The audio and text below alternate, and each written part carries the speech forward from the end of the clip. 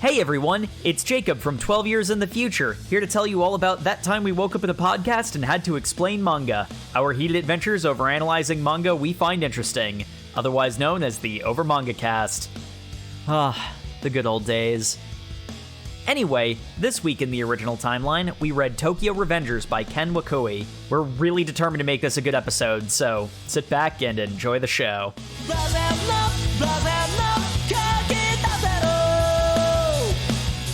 Hello everyone, my name is Sam, and welcome back to the Over Manga Cast. As always, here at the top of the program, we talk about what our familiarity with the property we read this week is.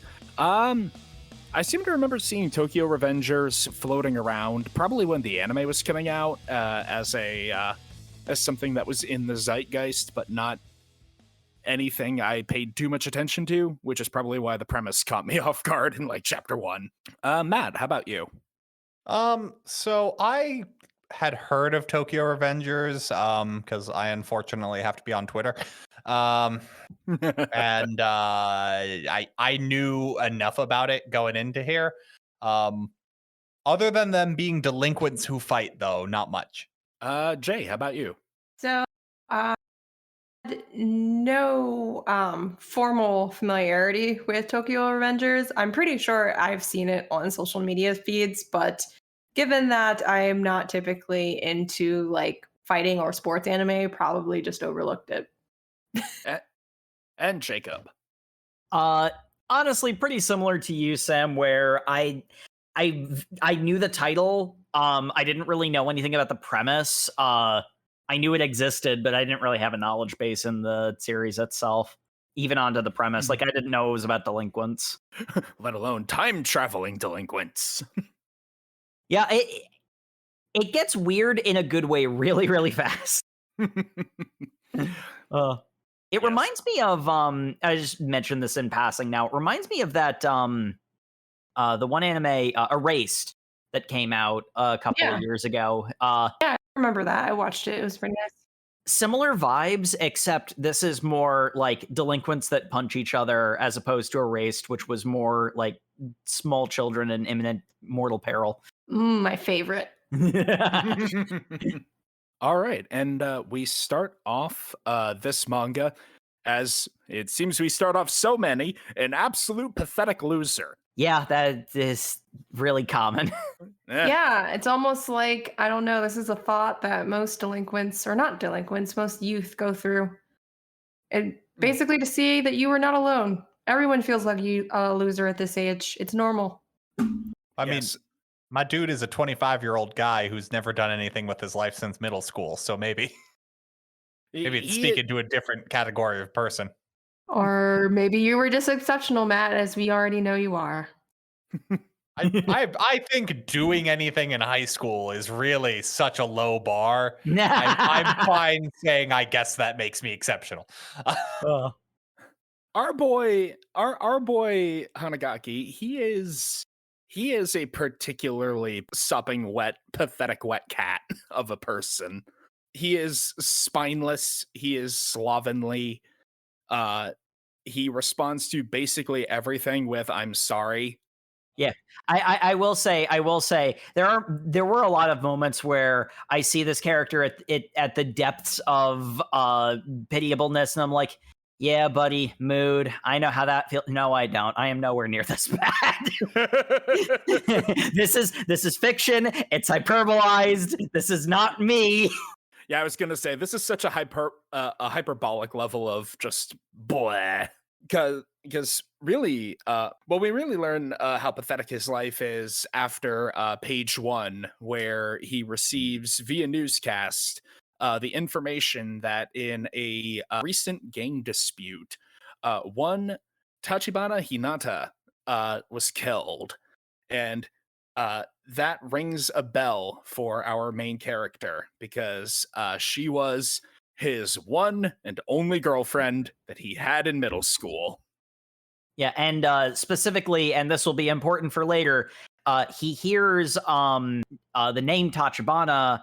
Originally for Tachibana Naoto. Yeah, for Naoto, and was also killed. It triggers his memory. Tachibana, that's the same name as my middle school and also only girlfriend, and also his older sister, Hinata Tachibana. Well, my day just got worse. Somehow, my life has become even more pathetic by, like, the transitive property. Oh, but yeah, there's a lot to unpack with the lack of relationship he has with Hinata by the time the story starts. Yeah. So we have our disaffected main character. The most, like, life we get out of him is when he keys a fancy car. Die, rich people. just scratches a coin across it as he's walking by, wondering where everything went wrong. It's like, I guess middle school was kind of the last time I had anything going on in my life. It's when we see that middle school life, it's sort of interesting that he has that perspective, but we'll get to it. He romanticizes the past. Very heavily, yes. Mans romanticizes the past so much, and he is thinking, yeah, nah, my life's pretty shit, and is then shoved onto the train tracks as the subway is coming right at his face. And it was this point I'm just like, God damn it, did they trick me into reading an isekai? God damn it, they did. I mean, it kind of is. I guess.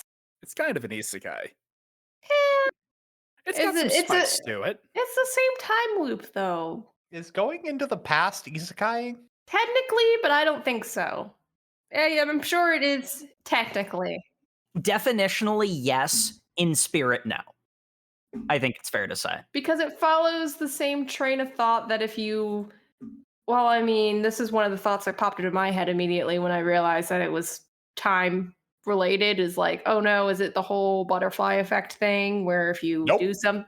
Yeah, it is, but it also isn't, because it, honestly, I don't think this thing has like 200 plus chapters. We'll see how butterfly effecty it gets. We read all of 12 chapters in, so... Yeah, and as the train is about to hit him, he thinks about Hinata and his middle school days and how those really were his heyday. And it's like, yeah, dude, that's pretty lame.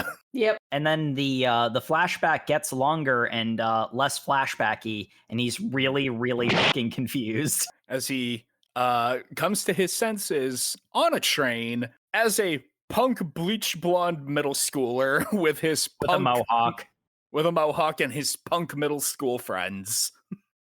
And I love the like rundown of his childhood gang, because they're all such freaking losers. Literally the first guy we get introduced to is described as the guy who's always jerking it. Yes. I mean, they're middle school guys. Yeah. Like, look, I was a middle school guy once upon a time too. And you didn't know anyone in your class who was known as that guy. Anyone.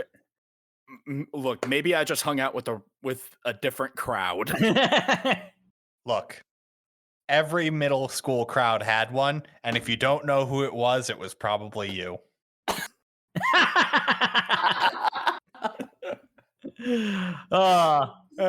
Shut the fuck up. But yeah, this is the point where through the vehicle of the main character, the story itself points out the fact that this is my heyday. That's pathetic. These guys and myself are all complete losers. Just a bunch of dorks. I also love how this little through line develops, because only 12 chapters in, but I think I'm sniffing out a theme going on here. He's quite disappointed with this extended flashback. It takes him a while to realize where he's going and what they're doing at the time, because we also learned something else about Hanagaki's, air quotes, heyday. Because he and his group of punk friends have decided that there is beef between their middle school and the Shibuya middle school, and they're gonna go beat up some guys about it. Damn right. Their second years, they're gonna beat up the second years from Shibuya, and it's like, but wait, won't the third years just like get in the way and beat us up? And this is a bad idea. No, don't worry. Hanagaki said his cousin is like the second in command for the gang of third years. We'll be totally fine. They're gonna leave us alone. Which just takes me back because it's just like this extrapolation is just totally. I think your brother was a whiz at pulling your leg, Eddie. Yeah.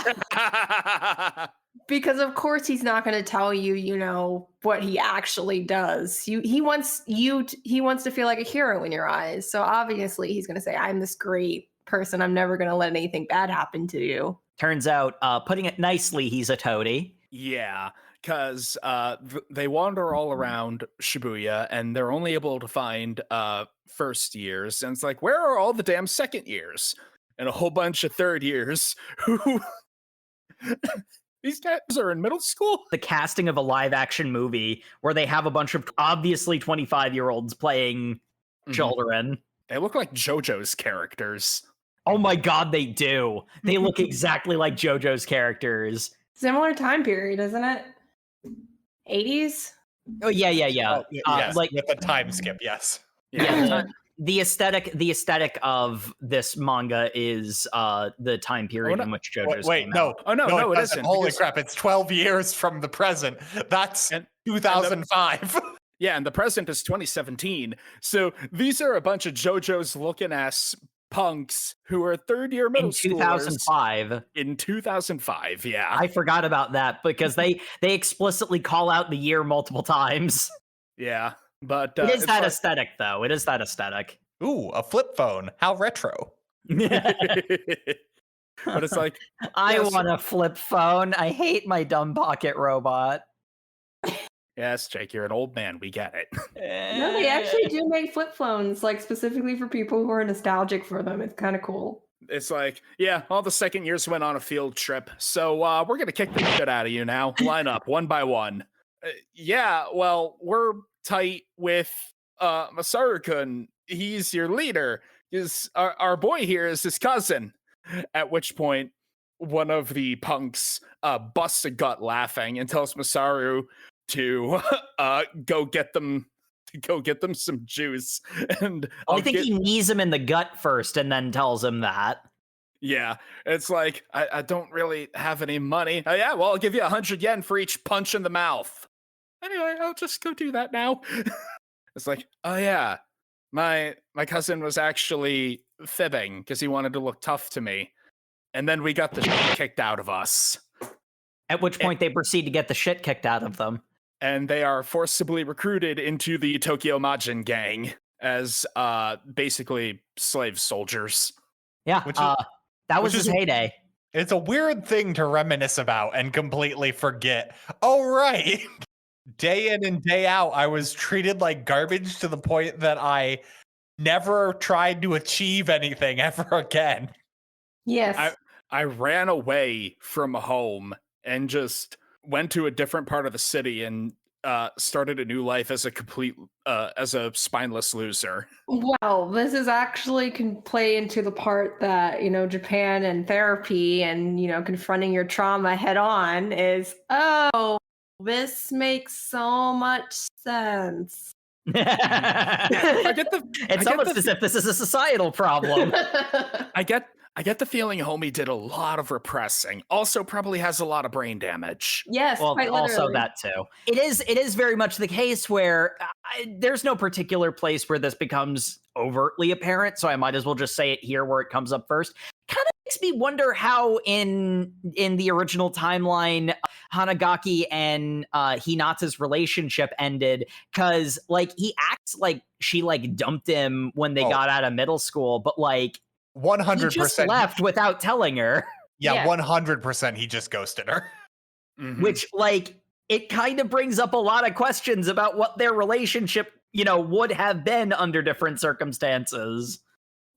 Yeah, because I mean, first and foremost, when he, you know, runs into her again, she's all over, like concerned and asking, like, what happened? Like, At first, I almost thought she was like an older sister, like quite honestly. And then she's like, "No, I'm your girlfriend, and I care about you, and I want to know what's going on."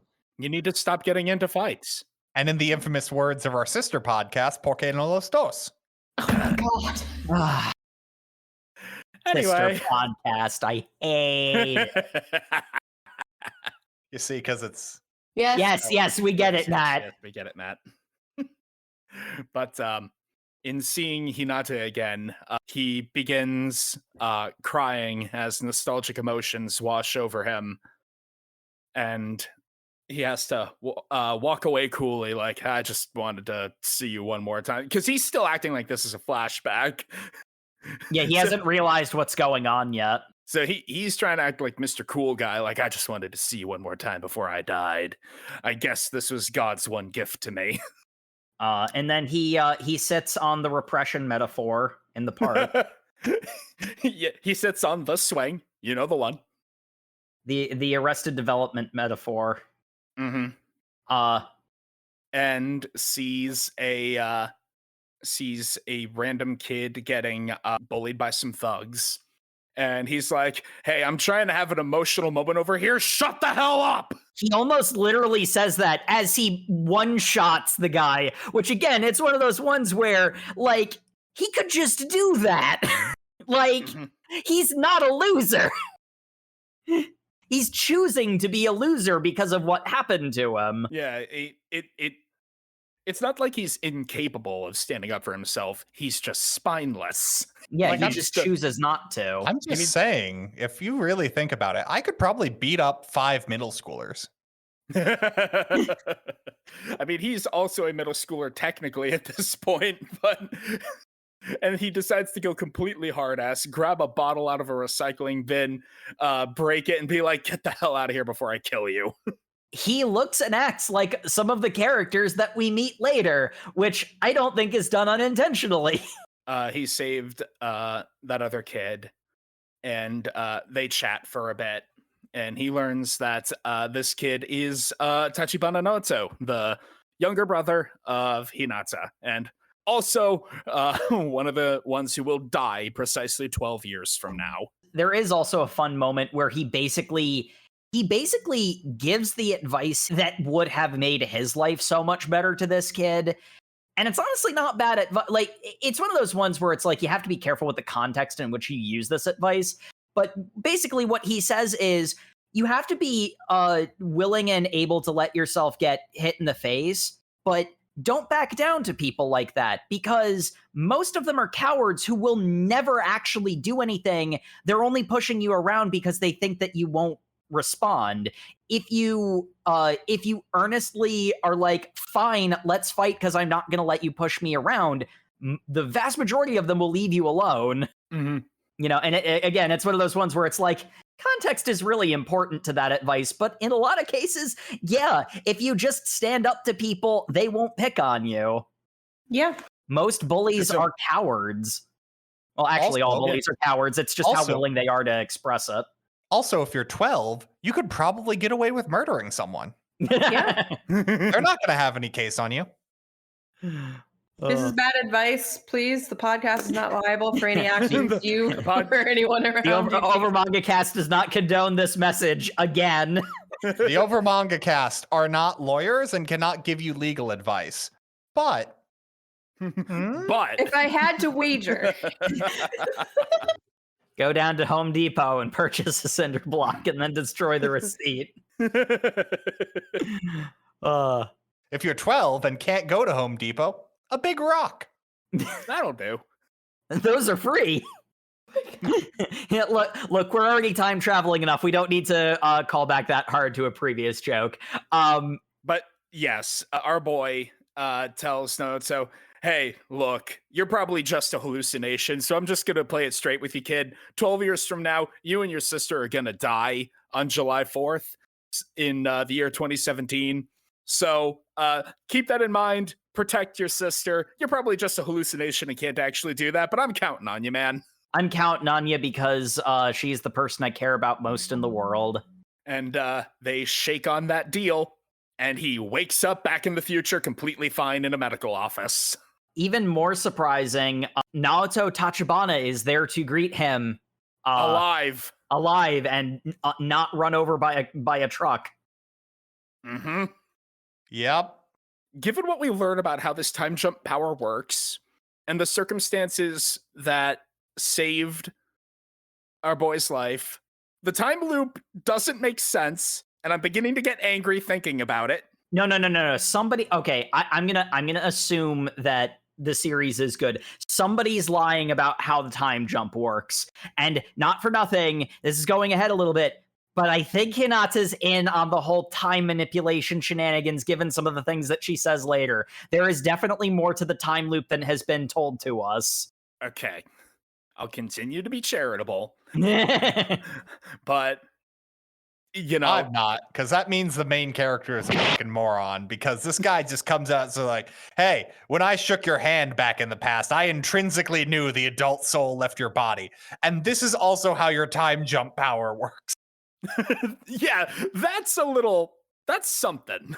I mean, the main character is explicitly like, well, it's another one where it's like he thinks he's an idiot, so he doesn't really put the brain power into it, but he's not trying to figure it out.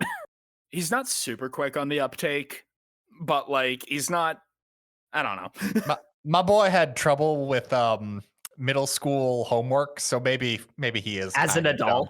Yeah. Yes. Yeah. Man, taking finals again sure was nostalgic, even if it was hard. It's like, what do you mean nostalgic? We had them this afternoon.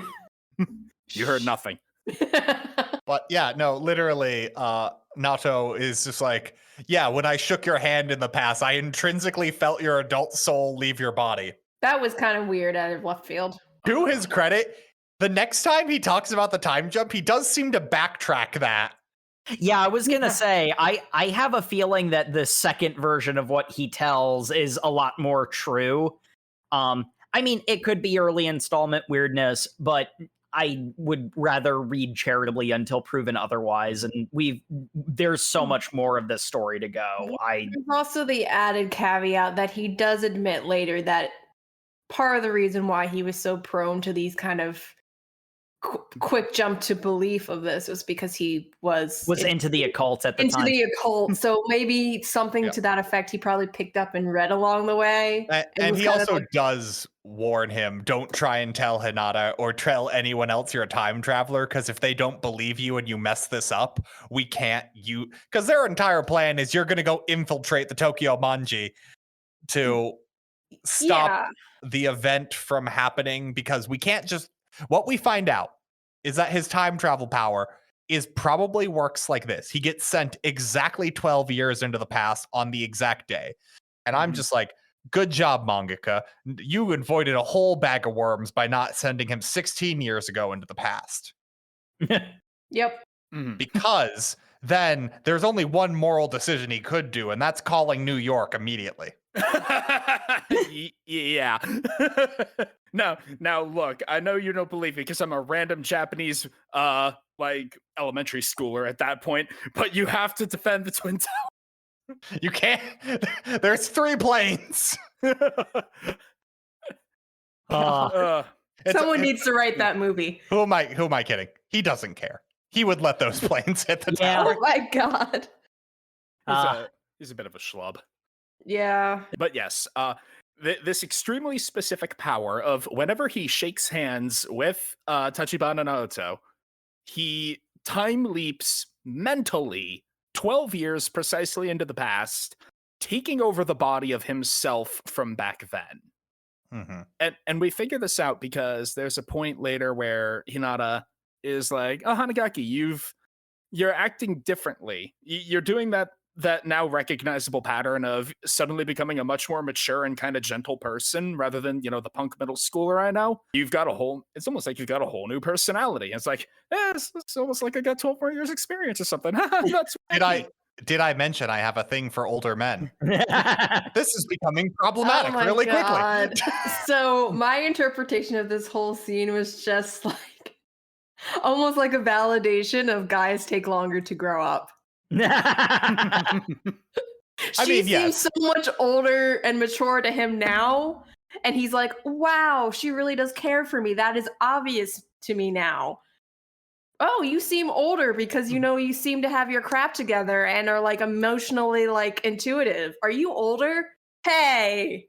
So I just had to like, that was the female side of me that just kind of chuckled and was like, yes, it is true. Despite the changes he made to alter the future and save Naoto's life, Hinata is still dead in the same incident. Naoto is unable to save her. So Naoto, now that Hanagaki is back, is like, okay, I can send you back again. You just have to shake my hand. I'll send you back again, and your mission is to stop the leader of... Yeah, stop the two leaders from meeting. And he leaves it at that, with Hanagaki not picking up the obvious subtext there. He gives him two names. It's like, these are your targets. You need to make sure they don't meet. Considering their first meeting was him threatening to murder a bunch of kids, I can really understand why thought that Hanagaki was... Yeah, no, I wouldn't have done that either. I'd be on Hanagaki's level there. Although,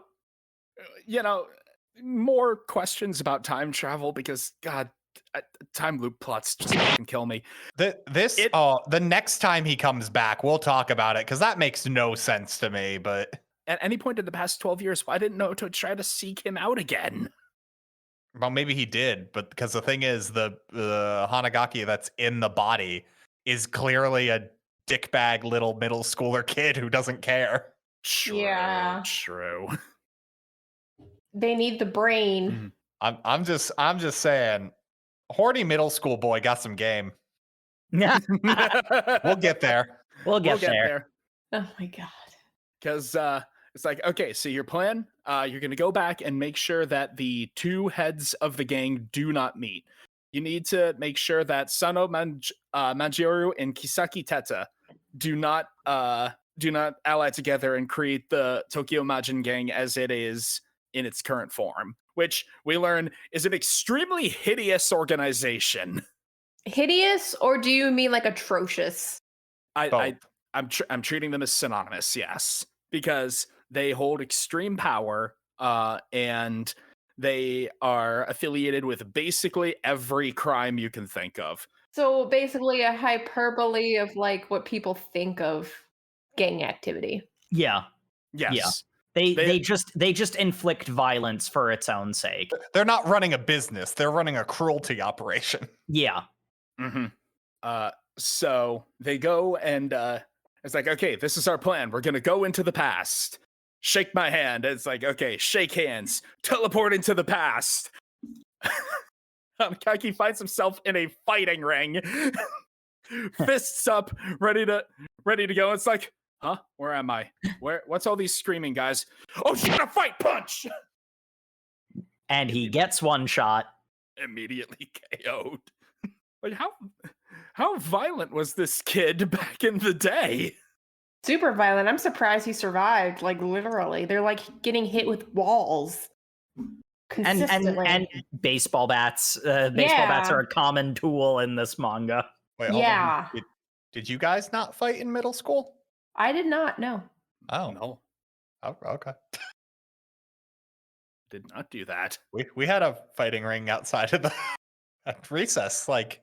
Do tell. Up against the back of the school, and there was like a brick wall. Huh. That kind of explains some things. Yeah, no. Huh. Okay. I guess you guys lived in nicer areas than I did. Actually, the school Jake and I went to probably did have that, but we're just lame nerds, so we didn't get involved. We didn't get invited.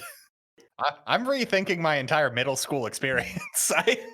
Matt, you need to go into the past and relive it. You're right. With my knowledge now, I could clean house on that fighting ring. Like, as I said earlier, I could probably beat up 5 middle schoolers. Just become a demon. Yep. Man, I could pick up on all those hints I just didn't notice from girls. Like, dang. Damn. Middle school me was dumb. I think that's true for most people's middle school version, if not everyone's. As seen with Hanagaki. So anyway, he wakes up. Yeah, he wakes up after getting clobbered. And then he gets clobbered again because he lost the fight in one punch and a bunch of people lost money on him. He lost the fight. Clearly, he's not tough enough. Let's kick the shit out of him to make him stronger. Apparently, this is just Dragon Ball. Hanagaki is actually a Saiyan. Man, if he was and he got Zenkai boosts, then I don't know why he isn't currently ruling Tokyo just as a warlord. Mans gets clobbered.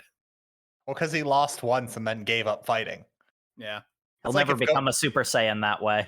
It's like if Goku got his brain damaged and then was just like, I'm not going to fight anything ever again. Boy, that would be a really short story. The end. Instead, he's just got the genetic niceness of his father that was passed down and is now canon. Or whatever Dragon Ball Super retconned into the story to make it worse. Anyway, he's like, hey, guys, yeah, real sorry about losing that fight. But, we're all part of Tokyo Majin, aren't we? So I actually, I'd like to meet with one of the leaders, like Sano, and okay, give me my bat. Don't you ever put his name in your dirty mouth ever again, you loser. And then he's brutalized with a baseball bat. Not that way. What? To the point where the main guy's minions are like, boss, you're gonna kill him. You literally need to stop now. Just in case you couldn't tell, these are bad people. Very much so. He then goes to lick his wounds, goes to Hinata's house. Which really brings into how much Hinata cares, because boy, does she go, hey, were you fighting again? And this boy has been beat to half an inch within his life. Yeah. Guys don't get it. I'm taking karate lessons. If I were a guy like you, I could be super strong and kick the crap out of the guys that did this to you. I really love Hinata because she's very overtly trying to shelter his ego because she's obviously earnestly offering, but she doesn't want to emasculate him. The Hanagaki that she knows is a little middle schooler who would almost surely take an earnest offer like that as an insult. Yeah, you can't let people help you. That makes you a wuss. So she's couching it in a what if to protect his ego, which is the kind of maturity and attentiveness that sort of becomes a defining characteristic of hers. Yeah. Which will come up in a later scene near the end of our reading. So remember that bit.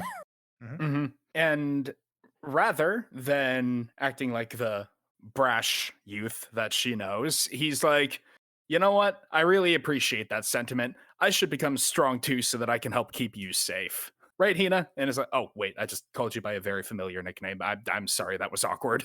No, I'm fine. Totally into it.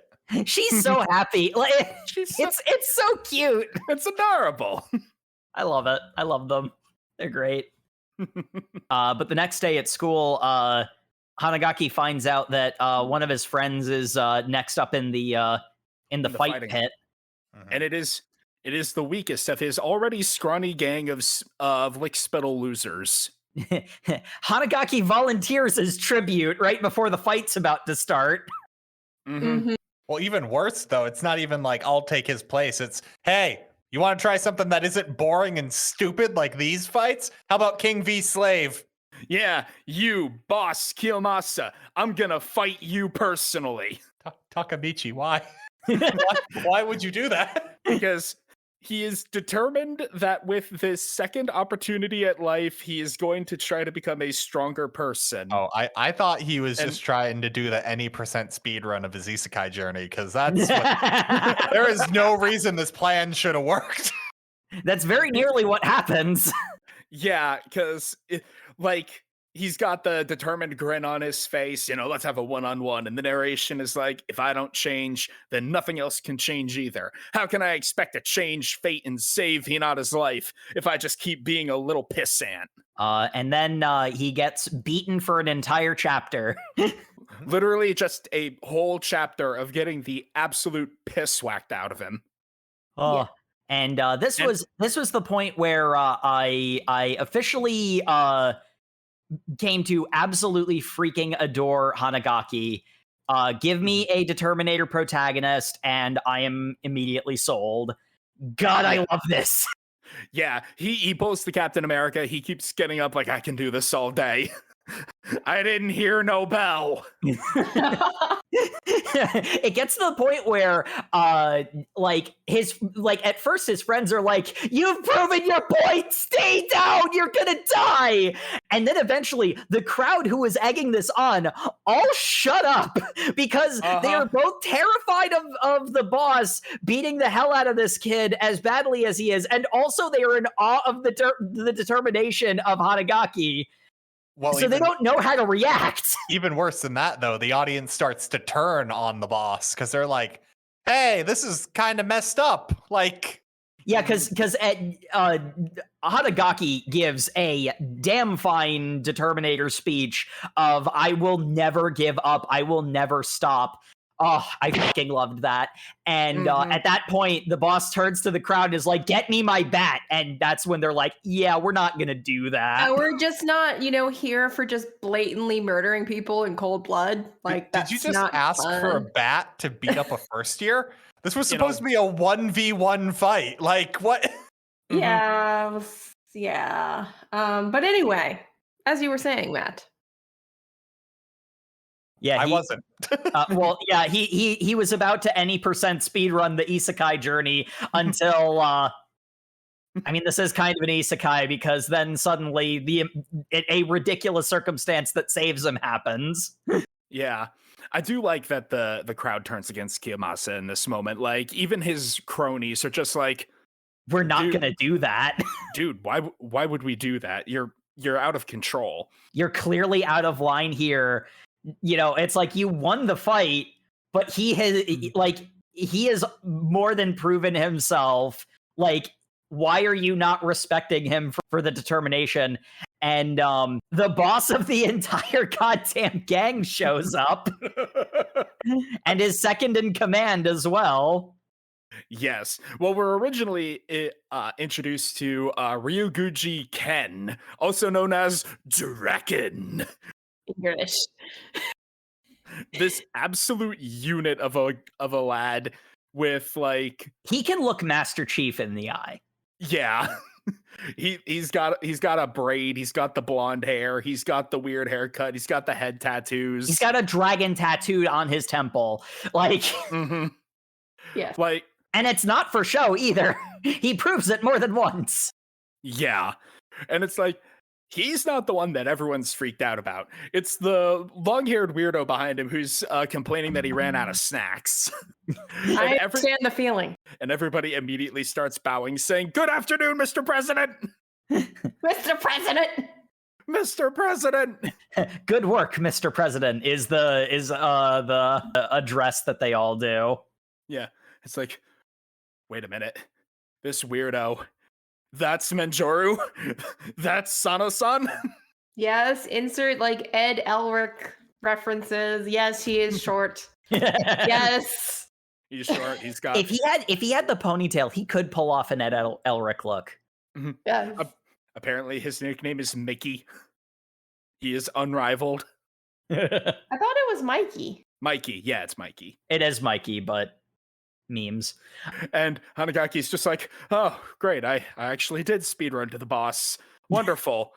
I'm at absolutely nothing in the tank and beaten half to death. I'm barely on my feet.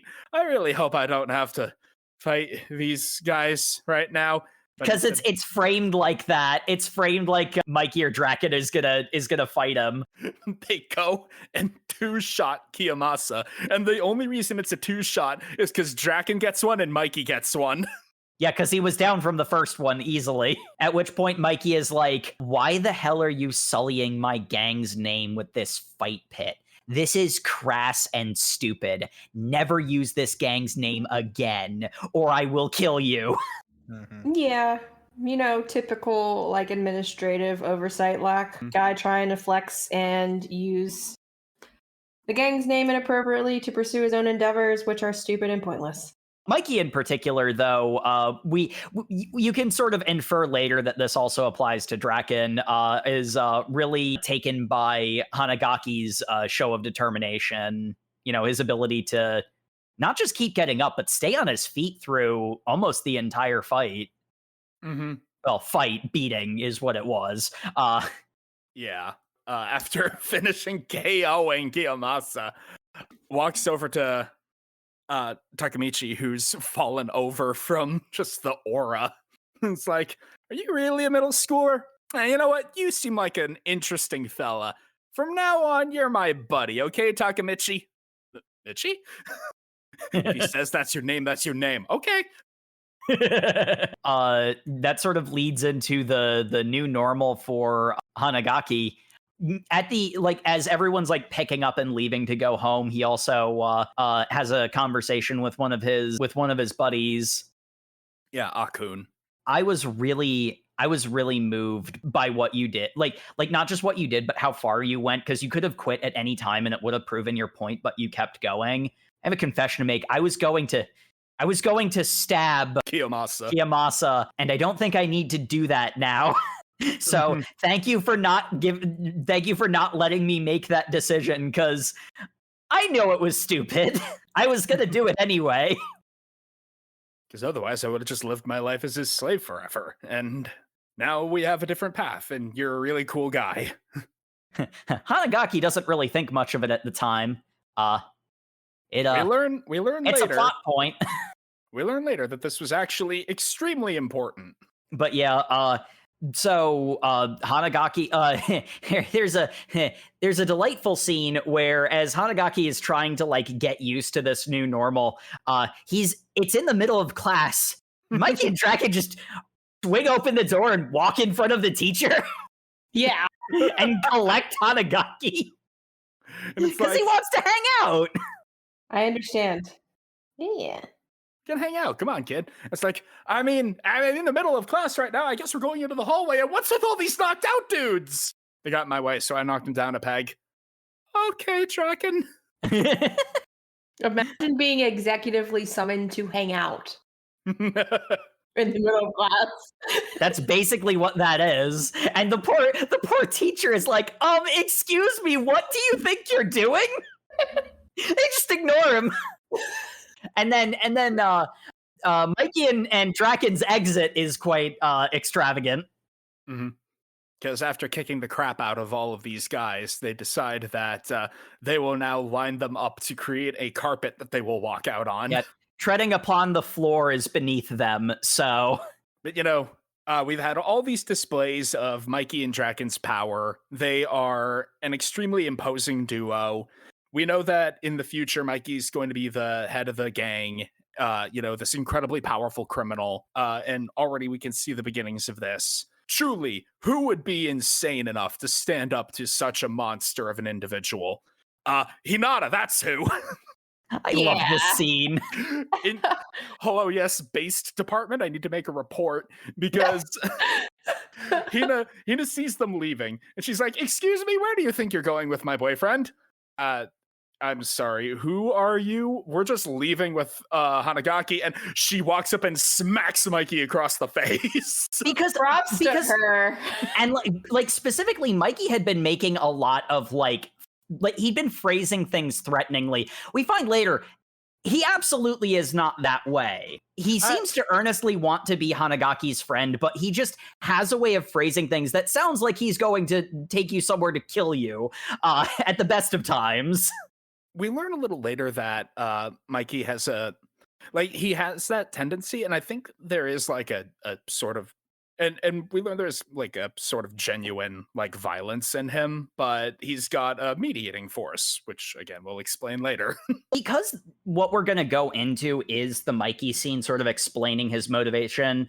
Well, first of all, we got to get to one of the scene with Hinata just keeps getting cooler and cooler because it gets revealed that particularly Draken, but Mikey and Draken start threatening Hinata and they stand up for each other. And Draken is like, "Oh yeah, no, this is a test. We wanted to see if what we saw in Hanagaki was a fluke." Also. And the fact that you are willing to grab the fact that he is willing to grab Draken by the arm and be like, "You're gonna stop threatening my girlfriend now," means he passed the test. Yeah, and I love the moment where Draken's, and he says this twice to her actually, but he's like, And you, miss, that was awesome, but be more careful because if someone would actually hurt you in response to that, it could kill you. So that was cool, but maybe don't do it again. It's so like, it's almost domestic. Like it's this sort of like harmless, charming nature to both Mikey and Draken. Yes. It's And this made my fangirl heart like swell. And I'm like, yes, they can get it. Meanwhile, I've got this like weird tonal shift where I'm just like, man, yeah, I'm sure glad she got away with this because other women in this series have not gotten that luxury. Yes. I'm just saying this was a redeeming quality for Mikey and Draken because I'm just like, that's the whole thing. Because Draken warns her of something that happens to not so much characters, but happens to people in this story. Mm-hmm. well, can it also be reasons that, I mean, once the relationship is cleared up of like, oh, this is his girlfriend. It's like this is Hanagaki's girlfriend. They're like, oh, okay. So, and the fact that they witnessed him being beat up, like, they're like, oh, so she's reacting to that. That's why she's like, I see delinquents. We are delinquents. She's going to lash out at all delinquents the same. Not realizing perhaps that they are the quote unquote better delinquents. Well, yeah, because what we transition into here, and this all ties into the same thing because it really is a super cool moment where like Draken just lets the mask slip and just says out loud, yeah, this was all a test. Sorry about that, but seriously, don't do that to other people because it won't always be this easy. Yeah, but what I mean is like they obviously have a machismo that they're trying to like portray because they are in a gang, but they also didn't like they are able to guard it and bring it down and be like reasonable and be like, oh, she's pissed off because, you know, her man is coming home like beat the crap out of him. Yeah, she's going to be pissed. And defensive. And not for nothing, but Draken in particular seems always in control of his emotions. He'll get like the little vain anger mark thing. But like generally speaking, he doesn't really seem like the type of person who's like capable of losing his temper. He seems very, very even tempered. Again, he's ideal. He is pretty awesome. I like Draken a lot. Yeah, and like they take the mask off moment, and then we go into Mikey's motivation. Like the thing he's pulling Hanagaki away for is to be like, this is what I'm about, and like you are awesome. You're the type of person I want by my side to do this ideal. And the impression I get, and I still maintain this even as far as we read because we learned some things about Draken in particular, but like Mikey. The way he comes off is that he's at heart a really good person. It's just he's so steeped in this culture that his response to everything is some form of violence. Yeah, it's sort of the thing about how like Luffy and the Straw Hats are pirates for justice. It's like you're outlaw criminals. You're just good guys about it. I know. There's a lot of One Piece I haven't read. What? Right. Luffy has several quotes. It's just like, well, I don't really care about being a hero, so. Nah. But I mean, do you want to be a hero or do you just want, like, he hasn't gone over the edge where he's like 100%, well, that's not true. He is 100% ambition, but he's not like, I'm going to purposely put myself into the hero position, but I like to do, good things if they don't completely throw me off my goal. Yeah. It's like they have a similar kind of vibe of like they aren't, the rapacious criminals that, people would associate with gangster delinquents and or pirates. I think a good way of describing Mikey is I don't like wanton violence. And if you have a problem with that, I will beat the shit out of you to near death or to actual death. Mm-hmm. That's he doesn't he can't comprehend. Okay. He can't comprehend the cognitive dissonance there because he's so deep in the culture. And like it's the kind of thing where like I don't think that that's necessarily like simply a matter of upbringing. Like I think that's a part of his core character, which makes him admirable in some ways, but also extremely dangerous. And you can kind of see how how he could potentially turn into a monster under the wrong circumstances. It's very much the case where you can't see this version of Mikey ever running the future version of the gang the way it is, but you can see that the path is absolutely there under the right circumstances. And then, of course, there's Hanagaki, who's only really known Mikey as this, like, kinder, like, more reasonable version. And he just can't imagine that him ever becoming that person. This is the guy who's the master gang leader of Toman in the future. I don't get it. Like he very explicitly has a problem with wanton, unnecessary violence against uninvolved people, which is the thing that is the inciting incident of this story. Yeah. Wanton violence against uninvolved people.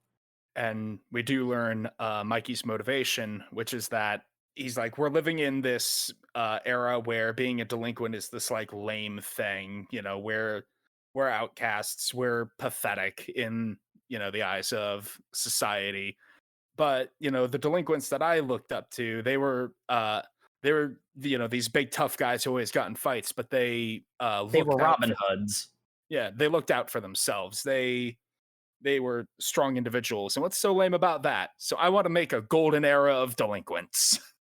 I mean, that was kind of the whole, kind of divulging a little bit, but that was the whole call to action for, you know, gang and mafia groups back in the day, because you couldn't rely on the authorities. On the authorities for your community. So, I mean, they were literally trying to protect and promote their community.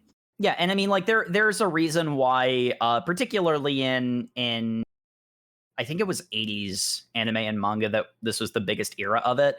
But there's a reason why the delinquent with a heart of gold is a really common trope, because, like, there is this sort of, like, Crusader Robin Hood sort of, you know, this crusading Robin Hood sort of vibe associated with that. And, like, you can very much see the path that Mikey is currently on is to be that good guy delinquent. But because he's so inherently violent, like, he's also a walking collection of red flags. Which is highlighted as Hanagaki is walking home and passes by a random group of guys. And with a guy with a very, very designed character face. The most villain-ass villain I have ever seen in my life. This middle schooler looks like the main antagonist of a Bond movie. He really does. I think I know what his stand is. I think I recognize him from part 3. Yes, the power of my stand, smooth criminal. Wait, no, we can't do a JoJo's episode. Sam's here. Mm-hmm. Sam, leave. You've been ejected from the episode. And of course, Hanagaki doesn't recognize him. He's like, I feel like I've seen that guy's face before. And we, as the reader, have the benefit of him flashbacking to a picture of one of the 2 leaders of the future gang. And he's got a different hairstyle, but that same incredibly villainous smile. That very imposing man, Kisaki Teta, the other leader of the future gang. The man that Mikey must not meet, or else the future is doomed. But anyway, Hanagaki then decides to go on a date with a 12-year-old. Yeah, the time travel makes the date kind of weird. It's also when we get the line of, hey, you're different. You seem older. That's so hot. It fulfills the trope. Yes, boys mature so much later, but yes, girls like older men. It's still age inappropriate, because obviously we see them as 2 individuals at different stages in their lives. It's also just so sad, because he is so excited to go with her to the fireworks, and he's just like, wow, this is so beautiful. I've never held hands with a girl before. And I'm like, yeah. How long did you date this girl? You were calling her by her first name and you'd never held hands? Matt, Japan. You're right. That's basically third base. Dude, they're basically married. It's weird because like he's so arrested development that it's like it almost doesn't feel anachronistic because of that. But then there's the fact that he's not really paying attention to the date. He's just being like, man, reliving middle school years is so nostalgic. Or like, wow, this is the first time I've ever been in a girl's room. That was a pretty funny moment. He's being such a tourist about it. Well, not for nothing, but there are moments where he sort of lets his inner kid out because he didn't experience these things when he was living this the first time. And also, Hinata seems really mature. And it's like, I didn't like... It's like, still weird in context. Well, it's still weird. But... It's weird when you take a step back and look at it, but like when I was reading the scenes, it didn't feel that out of place because she feels older than she is, and he acts more like she seems like late teens, and he acts like a late teens because he's older, but he acts a little bit younger than that. He keeps saying so nostalgic, but otherwise he acts like a middle schooler. There's this element of she seems more mature for her age, and because he is like a lot of characters in fiction in general, he is Arrested Development. The character, he acts younger. So in the moment, it feels natural. And I might have a bit of crackpot theory, but that'll be at the end. And you know what? You're in the scene, perfect. What happens though is he accidentally holds hands with Naoto. And then is shot back into the future with him on the thing. Is like, oh man, I accidentally held your hand. I was gonna hold hands with your sister. It was gonna be literally cool. got cock-blocked by the little brother. You were gonna hold hands with my 12-year-old sister? Like the fact that he then complains about I didn't get to be romantic with this 12-year-old girl to that girl's brother when he is a 25-year-old man is the weird part. And I want everyone to be aware of that. That scene is creepy. That's the part where it reminds you that this is a manga. This is weird. Which I think is done on, like, I think that dissonance is done on purpose because like there's important character information relative to that scene, and addressing the weirdness there would sort of take you out of that. Yeah. But so we need to do the manga is still aware that it's weird, so you don't have to worry. We know this is weird. But anyway, we're about at the midway point, and for some reason the manga decides it's going to be a detective noir for the next couple of chapters. So how about we take a nice little break here and... Yeah, we'll take a little break now that we've returned to the present, and then we can return to the past again when we come back. Because notably, no bathrooms in the past. Yeah, it's weird how that happens. It's true. Just everyone doing a whole lot of public urination, just off panel. It wasn't illegal then. Exactly. Thanks, America. Where did you go? We'll be right back, folks.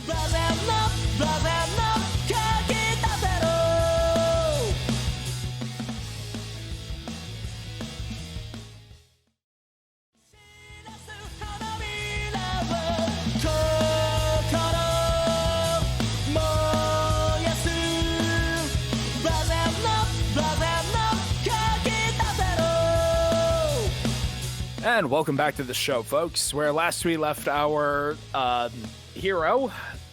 He's working on it. Don't worry, he'll get there. He had just accidentally returned to the future via an attempted romantic handhold with his girlfriend into the past, but accidentally held hands with her little brother. Look, this manga's gimmick is very weird. I like how her little brother does not appear at all during any of the times he visits her at home, unless it's in this fireworks scene. Yeah. Yeah. He arrives for one purpose and one purpose alone, and that's to prevent him from getting with his sister. And that is extratemporal cock blocking. You know, I don't know if any of you have younger siblings, but yeah, that's kind of what they're put on this earth to do. I would not know. Only child.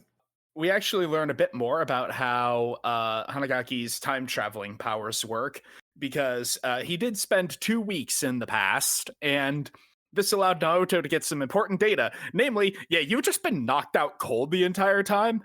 No, not knocked out cold. You have been dead. Like, basically dead. Like, you flatlined. Did he You say have been- flatlined? I don't think he said that. I think he's alive because He was in a death-like state. Like, he was in a... Naruto has a... Torpor. Torpor. Naruto has a habit of using very dramatic language, and then also, for some reason, the speech bubbles put quotation marks around all the dramatic things he says. Because he's a nerd, okay? He reads, studies, he's into the occult. He is that person, and I respect that person. he's a police detective, just like his dad. Yes, but on the side, he also he is a well-educated and well-curious person. So he uses a lot of fluffy language. He knows a lot of words. I'm feeling attacked. I like how their dad is not investigating this, despite the fact he is very clearly still like young enough to be working. Because like, but no, let's just ignore the fact that the father of these two children is a person that exists in this world. Yeah. Turns out he's the one facilitating all of the time control from his underground bunker. This 23-year-old police detective is a more believable thing. I just appreciate that they gave us that additional information about him being in the torpor during this, because when I found out about this time swap move, I thought for a second that his younger past self swapped places temporarily with his older body. Oh, like Big. Yeah. Wait, that's not the plot of Big. Either way, that would have been extremely funny, but also would have severely overcomplicated this entire I was going to say that would have complicated the plot. There are more than a few questions that this section of the present time is going to bring up, but in all honesty, it really does feel like there's a combination of missing information and misinformation going on here. I do feel like there's plenty of space to fill in. So what we find out is his friend, when he said he was going to take a knife to the boss, he doesn't show up again. When his friend Akun said he was going to take a knife to the guy, we find out, yeah, he definitely was. He was not bluffing because he was supposed to have been arrested for almost killing him with that knife, but he doesn't. That changed because of what Hanagaki did and the conversation they had afterward about it. Also, now this is he's a weird part because Nato seems aware the timeline changed. Yeah, I noticed that too. Yeah, I'm suspicious of that too.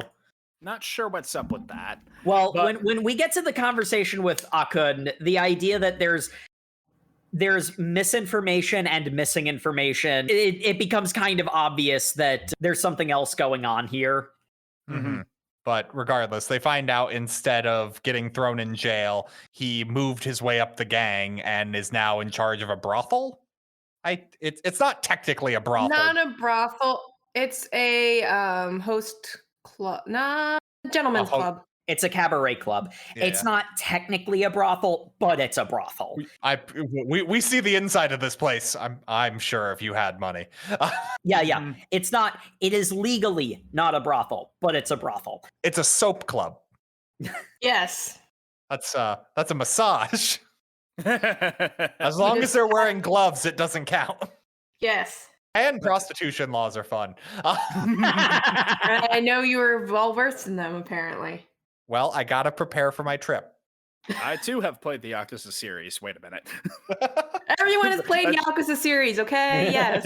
That's two very different answers to that question, but the important part is that's the only thing that changed this time, so the mission is not done yet.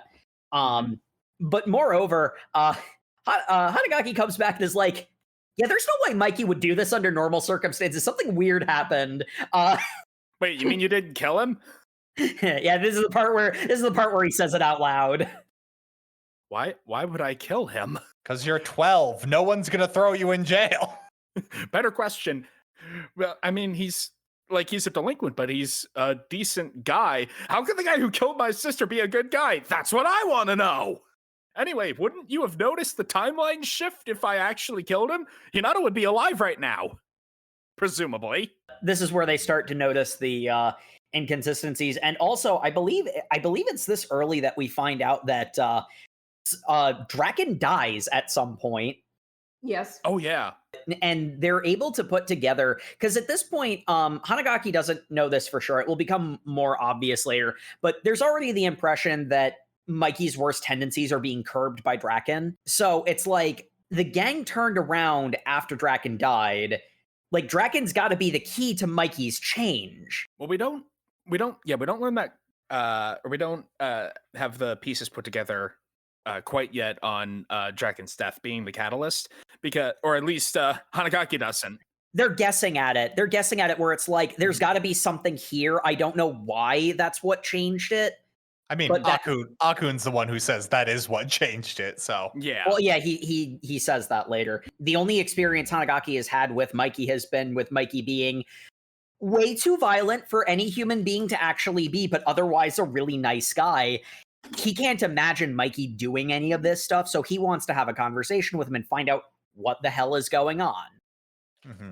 Mm-hmm. Then turns out Mikey is like the best criminal ever, and even though they know he's the one who killed Hinata, they can't track him down. He does not appear anywhere. He uses a weird technology no one's ever heard of called a burner phone.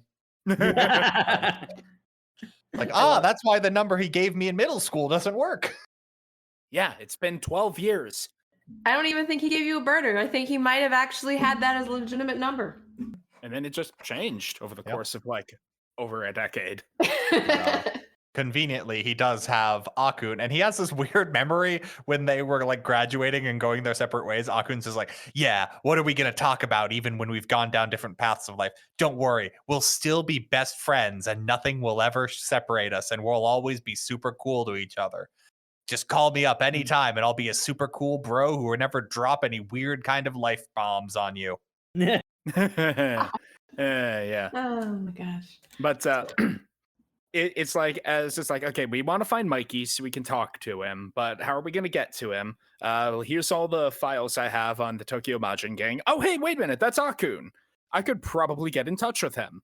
Mm-hmm. All right, how are we going to do that? Well, I could probably dig out an old notebook I had some contact info in. All right, let's go search around your apartment. Yeah, let's do that. Look, I live a really shitty life, so this place is nasty. Brace yourself. Oh, I'm sure it'll be totally fine. Good Lord! I told you to brace yourself. This is beyond, man. Also, how are you alive? He got fired from his job at the video rental store. Because it turns out when you just like abandon your post for multiple weeks without any word, they fire you. Look, boss, you don't understand. I was actually catapulted into the past. It's a very natural moment of Hanagaki is like, why am I trying so hard? I'm nothing but a screw up. Nothing ever goes right for me. And he gets the bright idea of, why don't I just tell Hinata? This is where we get the don't tell anyone about this. I only believed you because I was into the occult at the time. Where he's like, why don't I just tell Hinata what's going to happen in the future? They will put you in a box. Do not do that. But anyway, he goes to visit his friend Akun, who's done well for himself. He's the big boss for the Toman gang, which is what the Tokyo Majin becomes, I think. Toman is a portmanteau of Tokyo Majin, so it's just like a nickname. Yeah, it's another name for the gang. So he is the head of like with the boss who was gonna kill out of the way. He's moved up. He's in charge of as we said earlier, it's like a cabaret club, but like it's officially a cabaret club, but it's a brothel. Yeah. And like he gets invited there and he comes with a police officer and him in like his ratty like t-shirt. And it's just like, yeah, no, my best friend will just let us in. And this is a ritzy place. Like there was a butler at the door and a bunch of women in like scanty maid outfits. And it's like, they're all in like fancy cocktail dresses. This is not the clientele we deal with. It's like, oh, you don't understand. I'm just here to see Sento-san. It's like, do you have an appointment? Yeah, I'm Hanagaki. Oh, you're Hanagaki. Oh, why didn't you just say so? Please, let me take you up to the penthouse where the boss will be waiting for you. It's like, wait, that actually worked? Well, yeah, he was on a short list and say, hey, if anyone Hanagaki comes over, send him up to the penthouse. He did have a meeting. He called up his friend before. Yeah, so he was literally just on the list. Yeah, like They didn't have them actually talk to each other, but he's just like, oh, you work there now. I'll come over and we'll say hi. Like, so he does have an appointment. And we have a very awkward interaction because he's led into this massive fancy apartment. He and Naoto sit down, they get a drink. It's Takemichi's freaking out because it's extremely fancy, and he's like, I'm just such a schlub, and this is what my friend has gotten up to. I'm such a loser. This is so awkward. And it's like, don't worry, Akun is still Akun. It's like, you're right, I am behind you. And he was sitting on another couch behind them the whole time. Menacingly watching Hanagaki freak out. I really like Hanagaki like losing his nerve at this point, because it's so easy when you write a character to have character development be a linear path, and that's not how real life works. You know, when you're struggling with moving forward with your life and you hit a setback, it's really hard not to go into a funk because of it. You know, he's fighting going into that funk, and then here's his buddy who is the kind of terrifying tattooed shaved head thug persona that he's been terrified of all his life. Speaking of the Yakuza series, and then we get a really cool moment of it. He just says, Takemichi, you haven't changed a bit. They reconnect as friends. It's kind of sweet. Yeah, and hopefully nothing ruins. Oh wait, no, he he goes out like a bat. He decides to tell him, hey, by the way, we're having this good time reconnecting. I'm the one who pushed you in front of the train. And I'm just like, I was not expecting this. Like, they don't even make it clear that he was pushed because of how they frame it. He kind of just falls, and like, I was assuming isekai nonsense, or because time travel story, I thought it was going to be he traveled into the past 12 years in his future to push him in front of the train so this could all be set in motion. So that the time loop could start. They frame it in such a way that, like, there's an implied jolt. So it's implied that he's pushed, but you, like, it all happens so fast, it's hard to tell it. And it could have literally been someone bumped him accidentally, though, is what I'm saying. Like, it's not inherently malicious. He could have been bumped accidentally. He could have tripped over his own shoelaces, for all we saw. Here's Akun like, so yeah, that's a police detective. I am not stupid, and neither is the organization. We know exactly who that is, just so you know. Way to look like a cop. Yeah. Which, I mean, he did come in the standard cop, or the standard police detective getup. Oh my gosh. You can tell he's new from the academy. And then he proceeds to say, I'm the one who pushed you in front of the train. And then he starts saying things that don't make a lot of sense with the information we've been given up to this point. Yeah, I pushed you on the train tracks, and then Tachibana Naoto saved you. And he was dead?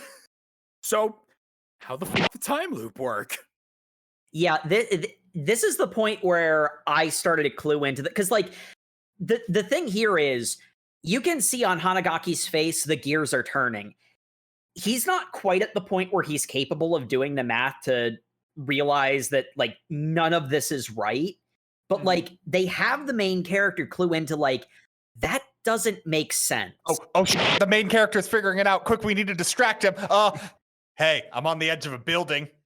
Later, loser. What? Yeah, there was a point where it's like he steps up onto the edge of the roof, and I'm like, well, that's some loaded imagery. I hope this isn't going where. Oh, yep, it's going exactly where I was afraid it was.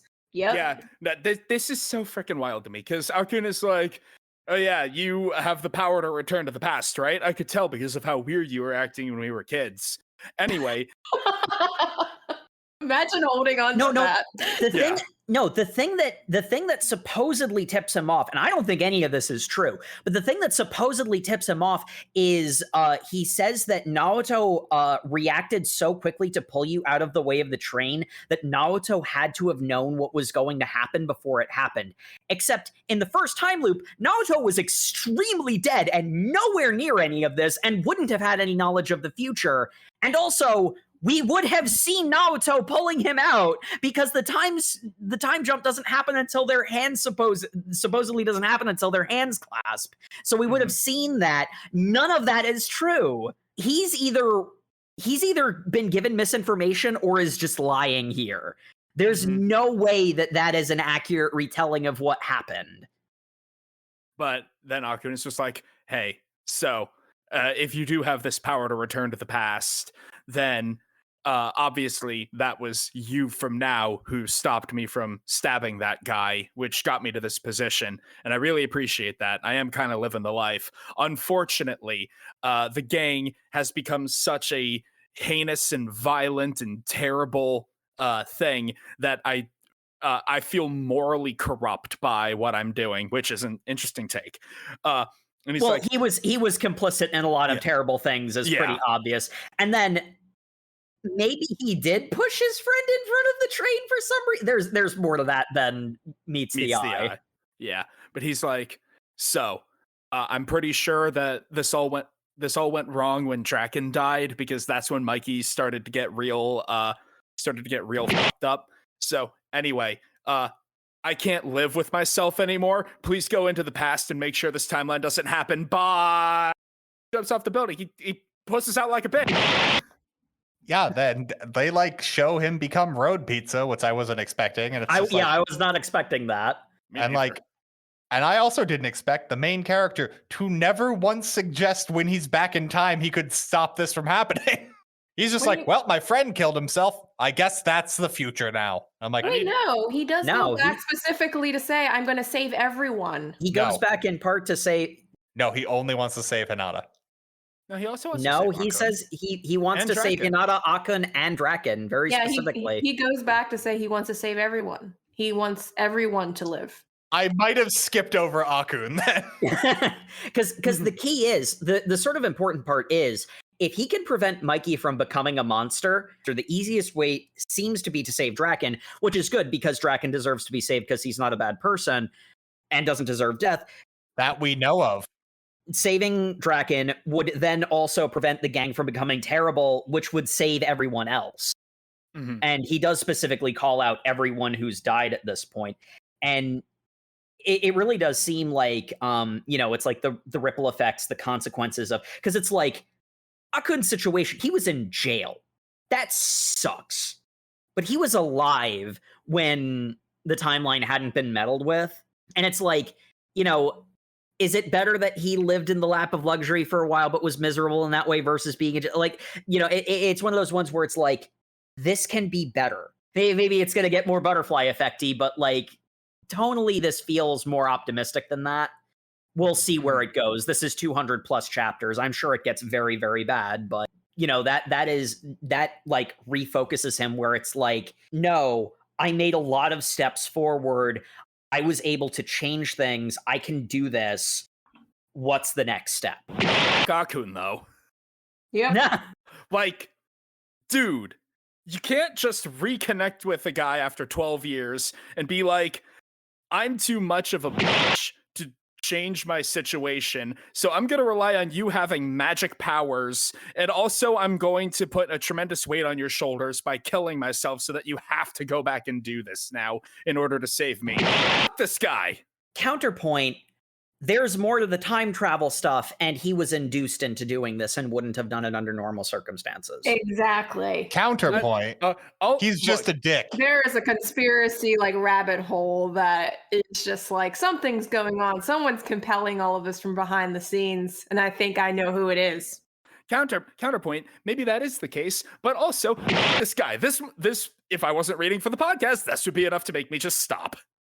Thankfully, the podcast did force me to read further and get to more stuff that I really, really enjoyed, so I can look past it. Yes, we enjoy making you make poor decisions, Sam. It's true. Very much I take this as that wasn't his choice. I don't trust anything he said in that conversation, other than the stuff that would, move the plot forward. Like all of the stuff about like his motivation for what he does and all of the stuff about the mechanics of the time travel. I don't trust a word of that. I think that there's somebody else behind the scenes. Well, someone put the hit out on Takemichi, so like that. Mm-hmm. He was paid to do that, so I don't know. Some nonsense is happening. But anyway, I got spy thriller vibes from that. Their lead is dead, so Conveniently, they can go do some research, and turns out that because we don't want to have a scene of them waiting around for multiple weeks, Dracun dies in 2 weeks 12 years ago. So, perfect timing. Go back in time. Yeah, go back in time now and make sure that Draken doesn't die. So wait, how did he die? Looks like there was a gang confrontation where he got stabbed. It looks like it was between the Mikey faction and the Draken faction of Toman. So you're telling me that in the months since I got integrated into this, these two like best friends somehow have such a powerful divide come between them that it fractionalizes the gang into a fight that gets one of them killed. Yeah, I don't buy that for a second. I'm going back into the past. I'm just saying. Real convenient when this time travel power showed up. Like, yeah. Wow. All of the major events happened exactly 12 years ago. It was 12 years ago. Exactly. Like, if you were going to do something that stopped this nonsense from getting real bad, this was the perfect time to do it. It's also great that you who lived through this time period didn't remember this giant middle school gang fight that happened. Yeah. His memory of his past is extremely weird. Shaky and very suspicious. Mm-hmm. Yeah, suspicious is the word I would use. I mean, not for nothing. I don't think that him being able to travel back in time is magic nonsense. Someone engineered this. It is also magic nonsense. He's not scientifically going back in time. No, yeah, but I mean, like, I think someone used a science machine to facilitate this. Here's my completely unfounded crackpot theory. Wait. It is that Hanagaki did not actually exist in the past. That's why he has no memories. He is a product of this time loop. Just made from whole cloth to be a confounding factor during these pivotal events in 2005. You think he came out of thin air, essentially. He's just an insert. Yes, I think he is a Gatemian exalt. That is a lot of credit you're giving to this shonen manga, Sam. I get where you're going. I don't think I would be selling this to an editor. Oh no, that's why I say it's an unhinged crackpot theory that that is almost certainly not true. That's just the wildest thing that came to my mind. Mm-hmm. I appreciate it, and thank you for sharing. But anyway, he needs to go back in the time, and when he goes back into time, he pops into his body, and damn, my boy got game. Yeah, he has so much game he doesn't even remember this moment happening. Talk about timing being convenient. The time travel powers being convenient with the timing. Because exactly 12 years ago at this point, his 12-year-old self, I guess, was 13. You know what? 13. His 13-year-old self was in a private karaoke booth with a girl completely in her underwear on top of him, and I'm just like, I don't even know how it gets to this point. Like, and the best part is the first, like he opens his eyes, sees that sight, and then she says, "Remember, no kissing." Oh, jeez. There was a way that I wasn't anticipating, because legitimately I thought he hired a professional. Yes. Yeah. Well, here's the thing. At this point, the timeline has diverged. This is away from the experience that Hanagaki had naturally as a kid. He gets flashes of the altered timeline, but generally speaking, he has the original memories as the prime memories. That's why a lot of the stuff that's happening in the second and third trips back aren't what he remembers, because he's making different choices, and it's radically changing his life trajectory. And in this choice, he decided, I'm going to move up from Hinata to whatever this girl's name is. And I'm like, good job. Because Hinata, nice girl, but she's a 7. This girl's a 10. I gotta know, what must past Hanagaki be thinking, to have his life suddenly be on a wild trajectory? Is he aware when he's being possessed by future Hanagaki? Or is he just blanking out for long periods of time and waking up to a new life? I'm saying the blanking out for long periods of time makes a lot more sense, because this kind of behavior would be entirely on brand of like, man, my girlfriend I'm really chill with, when I came back seems disappointed that I'm not more mature. Sure. Like, I'm 12. I don't need to be told I'm not mature enough for you. You want someone older? Like, no. Yeah, and there are implications that he is blacking out, because when it's a conversation that happens a little bit later, but it's like, when you randomly held my little brother's hand and then suddenly you looked around really confused and ran away. That was kind of weird. I mean, you say it happens later. Literally what happens is he goes... the next scene. Yeah, he's just like, ew, no, I'm not touching you. I don't know. I have a girlfriend. And then runs out, and then out in front of this karaoke bar, runs into Hinata coming home from cram school in the weirdest happenstance in this entire manga. And that's saying something. Like, why is her cram school in this part of town? Oh man, I really cannot let Hinata know about this. Can't let me know about what? Ah! She's standing right behind me, isn't she? No, she's in front of you. Ah! Though I gotta say, I love the panel of his shocked face. It's pretty great. And poor Hanagaki is just like not having a good time about all this. Just poor man. But I mean, then we get another amazing Hinata scene. Hanagaki is gets a call from either Mikey or Draken. I think it was Draken. That he's being summoned. Hinata's like, you know what? I'm gonna go with you. And Hanagaki's like, that's a bad idea. Yeah, but I want to. Well, I can't say no to you, so I guess you're coming with me. And the thing I couldn't help but note about this scene is that Hinata seemed really like nostalgic and reflective. Mm-hmm. She calls him the adult Hanagaki right now, doesn't she? Yeah. Yep. It's like she's picking up on something. She knows when he switches over. And she's like, ooh, I'm so attracted to you right now. Yeah. Also, I'm just going to completely not acknowledge the fact you just said you were cheating on me, because I'm that cool. Well... No. He hasn't revealed that yet. She doesn't have that information. It's only when they reach the meeting point and the biker gang shows up. I love the face she makes. But yeah, that's just so weird. He gets like called by the Draken and Mikey to like, hey, come meet us for a thing. And he's like, hey, you want to come with me to a thing? And Hinata's just like, yeah, sure, why not? Oh no, this is a gang thing. This was a mistake to bring her. I'm so sorry. I should not have brought you. It's like, why'd you bring your girlfriend? It's like, I didn't realize this. Look, it's like, okay, Hinata, I'll catch you later. And it's like, all this has Hinata happened. insists to stick around. Well, if you're going to be here, we might as well put you with the other girl. Hey, Emma, get over here. This is also another case where we get a really adorable interaction between Draken and Hinata, where it's like, she apologizes. I'm sorry I slapped you last time we met. And it's like, no, really, it's fine. I was testing him. I understand. Just seriously, don't do that for other people. We're having a meeting about that. Mm-hmm. Again, completely appreciate it. He can get it. Well, apparently not, because Emma's there. Yeah.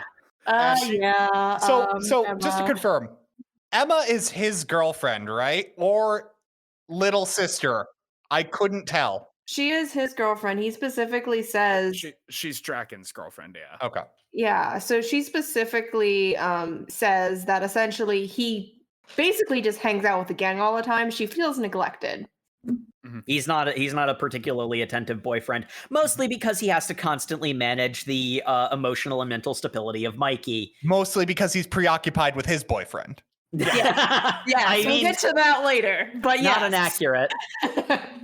So she was like, I don't know, the only reason you made a move on me and the only reason I accepted was I thought it would make Draken jealous enough to pay attention to me. Then Hinata's like, I'm sorry, what? Why did she call you little coward? Oh, because he saw me in my undies and ran away. He saw you in your what now? This time, comedically, she gets a bat and beats the hell out of Hinata. Which, in all honesty, I don't want to say fair, but understandable at the very least. No, she beats the crap out of Hanagaki. Not Hanada. Hanada doesn't beat the crap She out of beats the crap out of herself. Emma- She just can't handle it. Emma won. She doesn't need to beat the crap out of Hinata. Hinata beats up Hanagaki. Yeah, Which, that's like, what I meant to say. Which, like, I don't want to say fair, but understandable at the very least. yeah, like- it's not fair because past him did that, but she doesn't know that empirically. So, And like, we get through that little bit of levity, and then we move into why this meeting is going on. They called the entire gang together because one of their members, his girlfriend, was captured by the. There's no way this is the Morbius gang, Sam. it's the Mobius. It's It's the Mobius. It's the Mobius gang. I called it the Morbius. I'm morbid. It's Morbin time. But Yeah, no, their symbol is a Mobius strip. because we bike snake. forever. But so what they did is the entire 8 guys from the gang beat this guy's girlfriend within an inch of her life, sexually assaulted her. Literally everything you could do to a human being done. She is in the hospital now, and that is very on brand for the type of genre this is emulating, which is school gang fight kind of deal. If you've ever seen Air Gear, that starts off with 2 schools having a gang fight because one of the guy's girlfriends was sexually assaulted. That's just what this genre is. It's still uncomfortably brutal. Yes, and it is very on brand though for this kind of media. Yeah. It is a symptom of its time, and this is purposely being anachronistic to call back to that earlier time of yeah, that's why this is the catalyst, because that's what starts gang fights. That's the showdown initiate for I'm not making a moral judgment on whether or not that's right. That's how these fights start. Yeah. Yeah, if you're going to play into the genre, which it's doing, that's why this happened. But obviously, Mikey being the guy he is, going hey, because the boyfriend's just hey, look, I'm real mad, and this is not worth you getting involved. I can solve this. It's my problem. He's shut up. It's the boyfriend's boss who's the one who's. It's a weird amount of degrees of separation, because it is a member of the Tokyo Majin gang. His best friend's girlfriend is the one who was brutalized, and by the Morbius gang. The Mobius gang. God damn it, my own memes are coming back to haunt me. Mikey is all right, so that's what happened. And does anyone have any objections about going and extracting our pound of flesh? Well, here's the thing I really like about this, because I think it's really revelatory for Mikey's character. He looks at Pa, the boss of the underboss. Yeah, the underboss whose best friend was the one who got aggressed upon. Well, it was girlfriend that mostly got aggressed upon, but he looks at Pa and is do you want us to fight this battle? Because we're here to decide whether we're going to fight the battle. Do you want this? And Pa, who is expressly shown to be an idiot, shows the uncharacteristic good judgment of saying, this is a personal matter and it is not worth the gang's time. And Mikey's no, do you want to do this? And he says, it's probably a bad idea, but yes, I want to do this. And Mikey looks at everyone else and says, one of our members' best friend and the people that he cares about were horribly treated. Does anyone have any objections to all of us getting involved in this situation? And nobody objects. And that's to me the epitome of who Mikey is as a person. There is I think equal parts inherent good and inherent evil in him, because the response is to do in kind, what had been done, which is not necessarily the right choice. I mean, no, my vibe for Mikey here is just oh, cool. Yeah, we're doing this. We're going to go hard then. There is no half measure. We either salt the earth or we do nothing. What do you want to do? You either do or do not. There is no try. Yeah. There's no maybe. Only the Sith steal in absolutes. I really love that scene for Mikey, because I think that is that is like a perfect expression of his character. Like that's fundamentally who he is. Yeah. And unfortunately, he wouldn't do it if anybody said no. I think that's pretty obvious.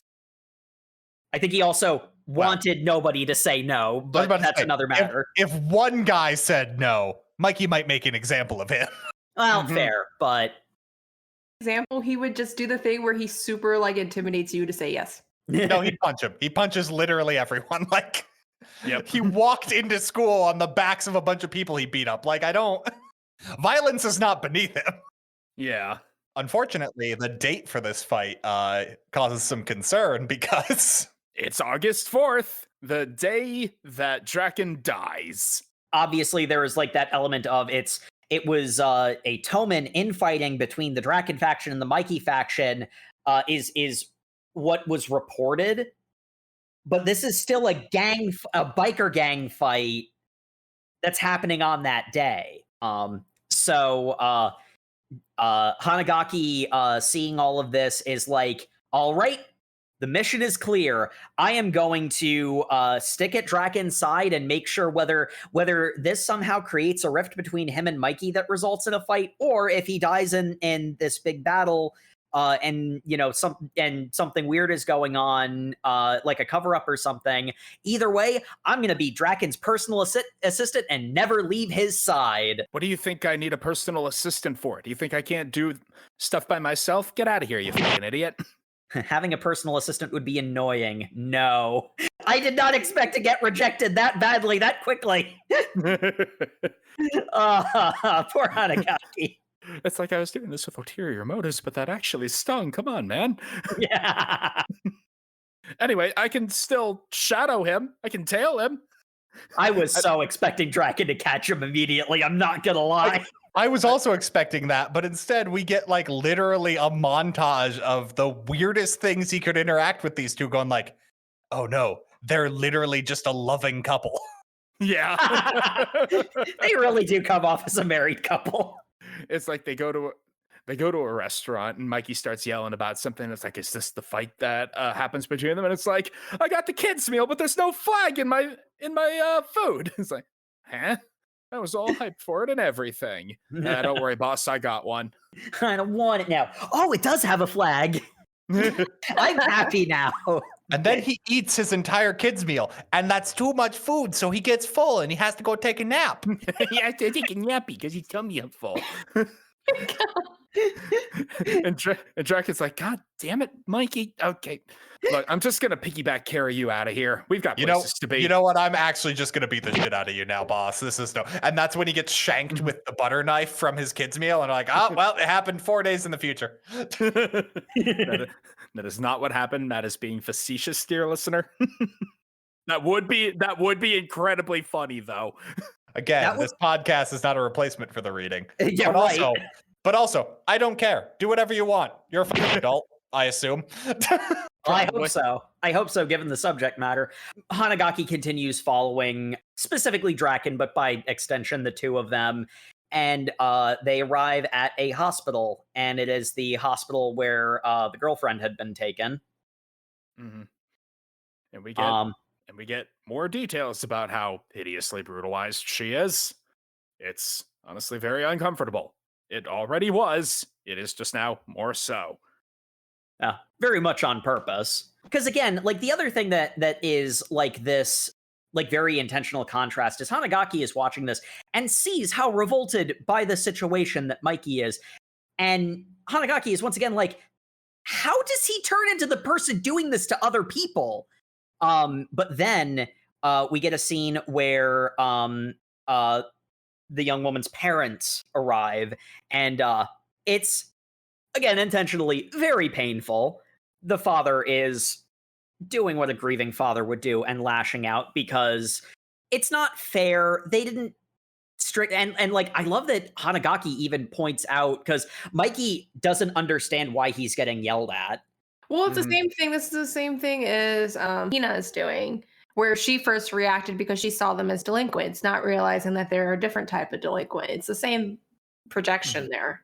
I don't want to litigate how justified the father was, in the sense that like being close to gang activity can potentially draw you into the crossfire. Because like that's not a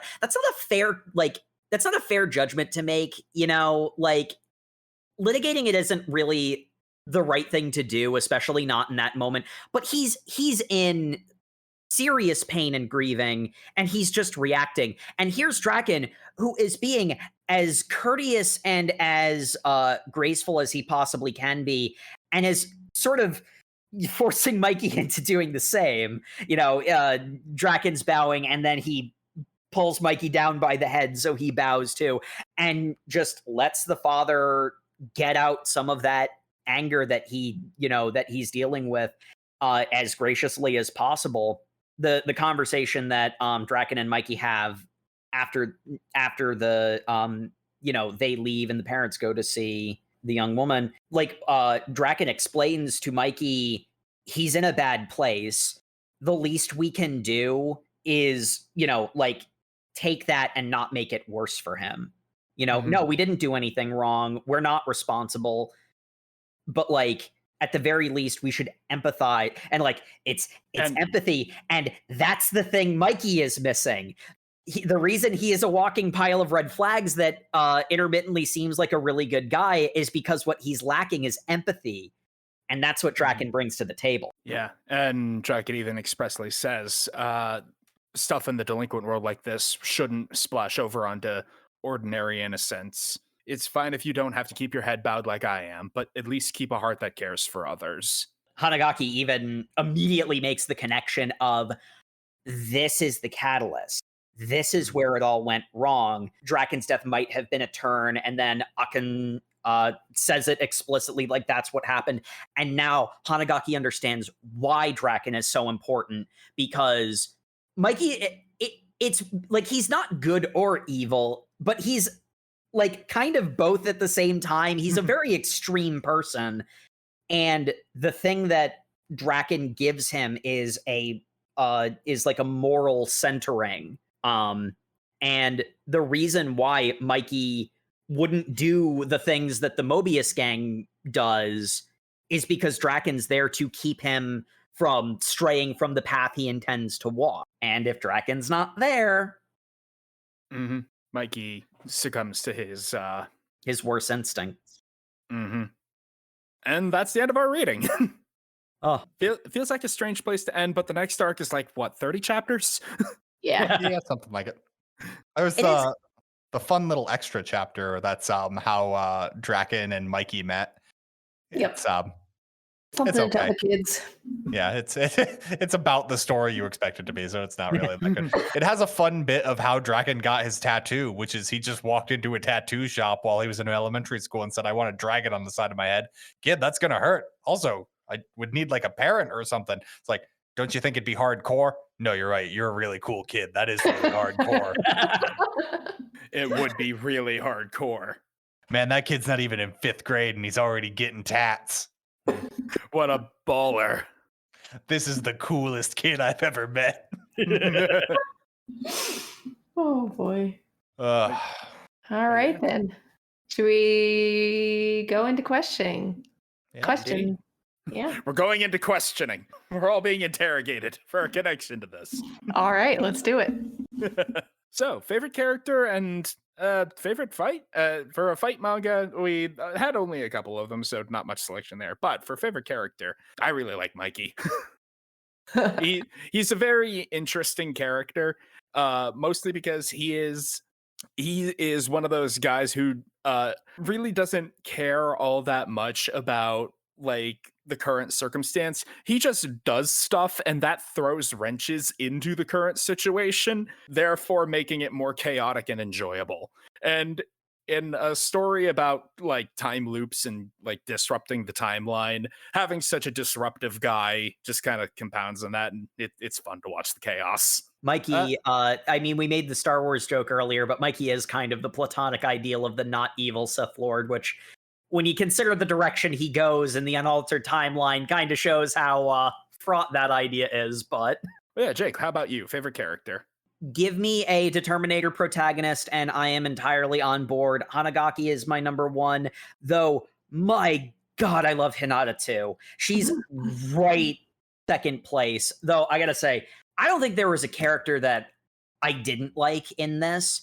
Because like even the more vile ones, like the guy who recruited Hanagaki in the first place, the first like underboss that we meet, like you're supposed to hate him, and he's very hateable. Like, so like I love the characters in this series. You give me a Determinator, and that's going to be my number one by default. And I mean, with that said, I don't think it. I think it kind of goes without saying, but you know, I will say favorite fight is the one where Hanagaki stands up and volunteers his tribute. Oh yeah, that was. I didn't mention my favorite fight. That was mine too, even though it's not much of a fight. But like that's such a cool moment of just him constantly get it. Like it's not just that he kept getting back up, it's that he didn't get knocked down very often, because the degree to which he stayed on his feet to prove the point, you know, made it even better. Indeed. Jay, how about you? Favorite character and favorite fight? Sure. So, similarly, I kind of there are no bad characters or poor choices in this. I kind of really felt that these were a good set of characters just from the get-go. Though, if I had to say, those who really stuck out to me and really who I feel were a breath of fresh air for me, I would have to say, well, it's a little tied. Hinata, just as I mentioned previously, seems to have, I believe they frame it as like in just being an older soul. There seems to be an understanding of her, and it's really be interesting to find out more about her background. And, you know, she obviously cares a lot about Hanagaki, and just figuring out Hanagaki and figuring out more about like the relationship. Maybe we'll go into detail about her relationship with her brother, and he won't just be like an afterthought who's just there for some reason. But first and foremost, Draken, I don't know. He is like the best of both worlds. He is part of this unhinged underground, but he's also somewhat rational and has a moral compass and moral code that is intriguing. And yeah, he is somebody that, obviously, looking at him first and foremost, you just think he's a brute, but then he exposes this more gentle, more, I don't want to say intelligent, but just more refined side to him that is appealing. As far as fights, again, I don't really feel like there were too many fights. It was just, you know, the second year is getting the crap beat out of them. So if you wanna call them- which beating was your favorite? I'm just I would have to agree that Hanagaki's stand, we'll call it, was my favorite confrontation, if we'll call it a fight. Yes. And Matt. Favorite character. Let's see. You know what? I'll go against the grain. Emma. Emma is pretty great. I love the scene she was in. And I hope she comes back and does more off the wall shenanigans, because I love people who create chaos. We know. Honestly, same. Favorite fight. You know what? Let's do another outlier. I will pick Akun versus the Pavement. Akun versus Gravity. This is actually a From Software game. I was gonna say that's the biggest killer. This one was at Jay's insistence. Shipping. You're welcome, everyone. Obviously, Mikey and Draken, like, come on. Yeah. So when I prefaced this whole episode and said that, you know, I'd seen or I've heard of the series, just hadn't really looked into it, spoiler, I was completely aware that this was a ship. I've seen these two characters together. I didn't know why, obviously. And now I know why. And I'm totally an advocate for it. Because they're great for each other. They are. So yeah, they're my top ship, though arguably there are a few others. All right. Well, we've said our piece. Matt, Jake, you guys have any burning opinions? It's not really a hot take. I think Hanagaki and Hinata are freaking adorable. We got just enough of their domesticity to get really endeared to the relationship without it, like, derailing the plot. Like, that's a fine tightrope to walk, because, you know, it's like you got to make the audience understand why he's trying so hard, like, why he accepted that beating and kept getting up, like, why he cares so much. You know, because it's like there's that element of self-improvement, but also it's to protect a person he cares about.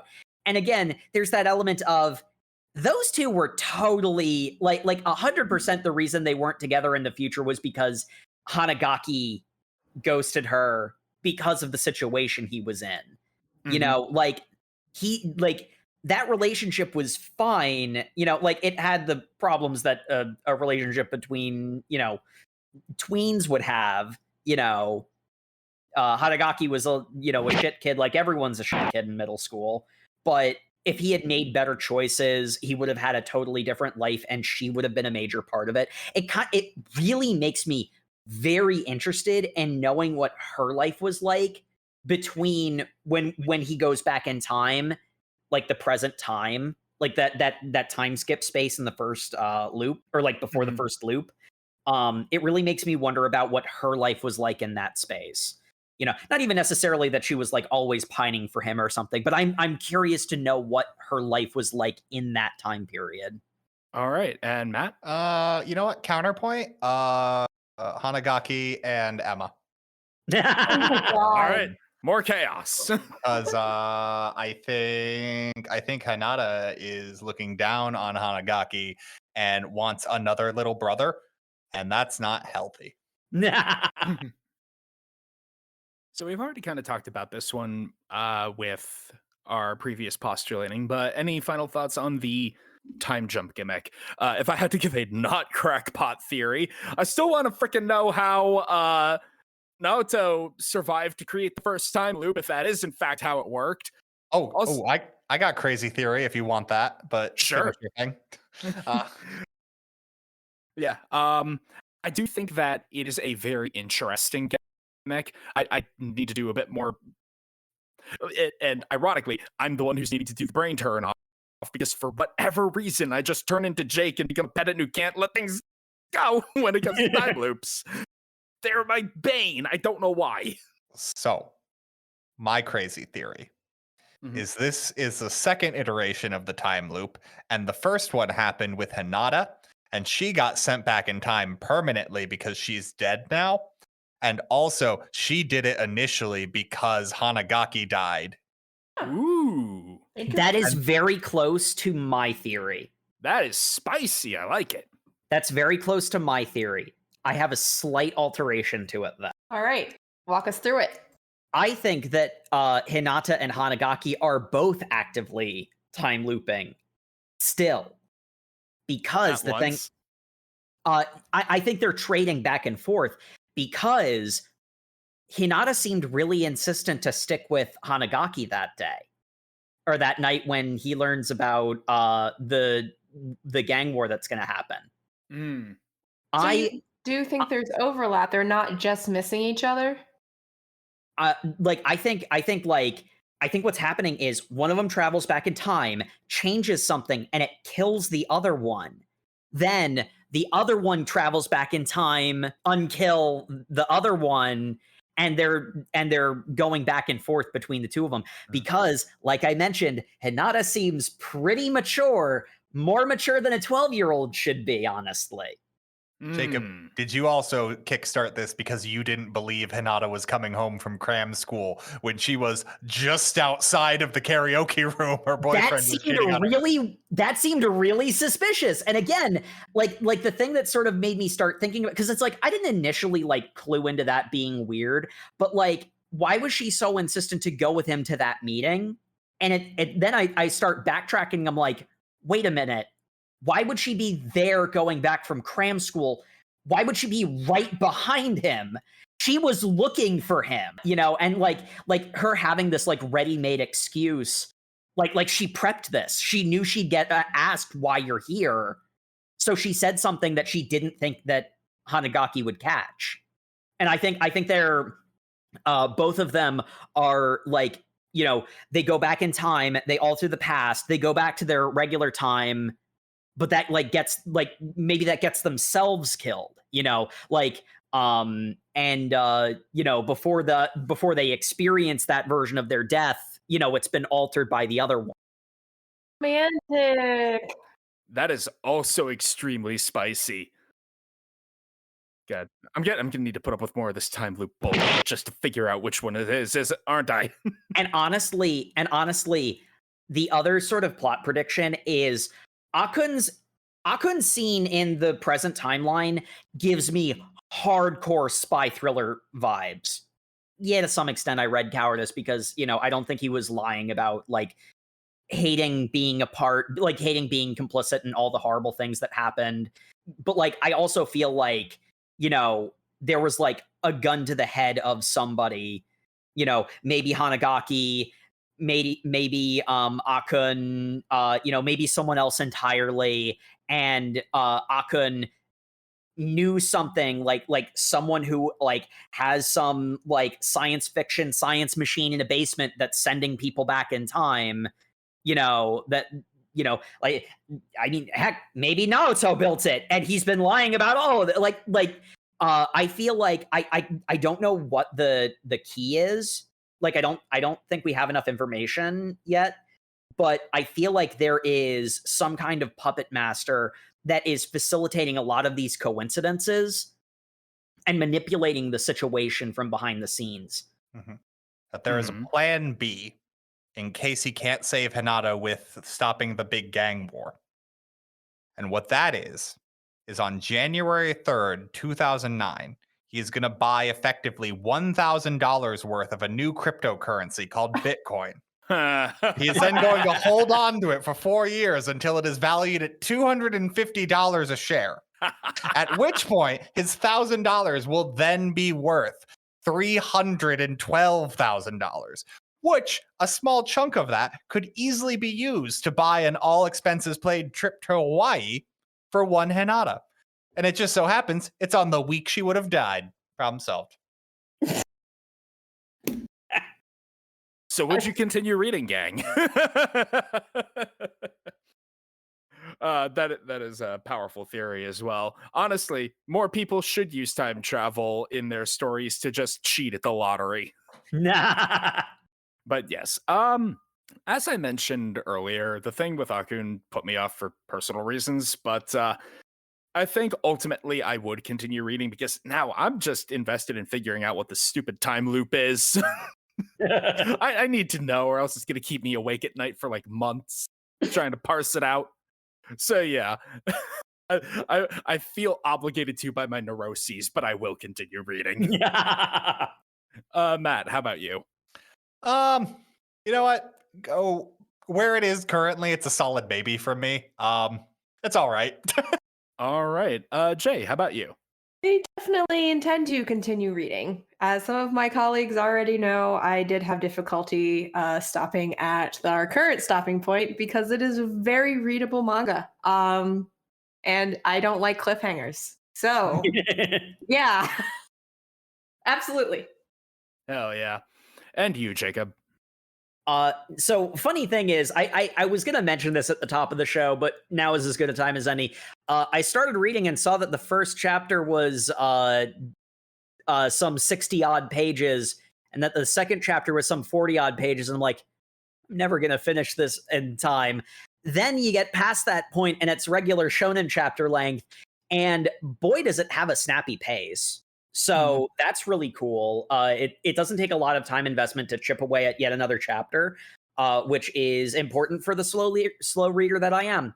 After that, let's go down the list. We've got amazing characters, the Terminator protagonist, really cool female lead, really cool in general supporting characters, a spy thrillery vibe for a lot of the stuff, a lot of mysteries to untangle that feel intentionally placed there for the audience to speculate on because not all the information's being given, and just an overall interesting plot gimmick that has a lot of potential for story moving forward.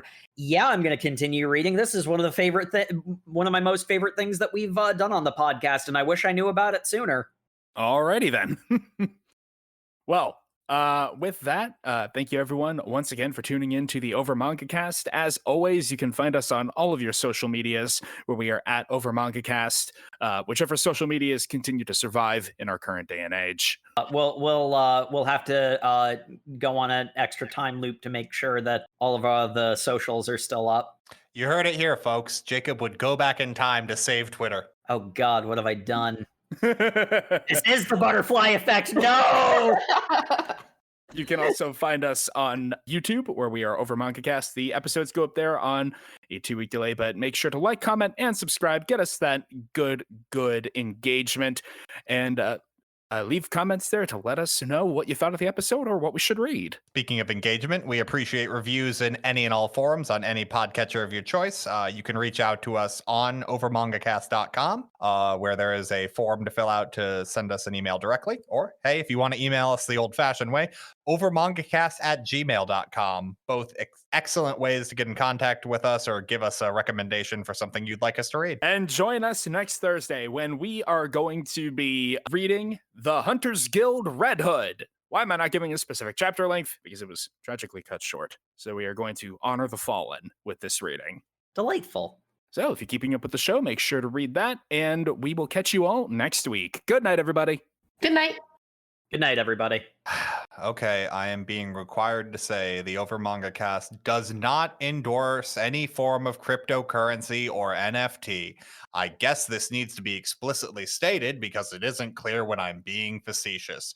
What a world we live in. You're not going to believe how many time loops it took to get that disclaimer. And now I'll never admit I'm wrong ever again. I hope you're glad you wasted it on this.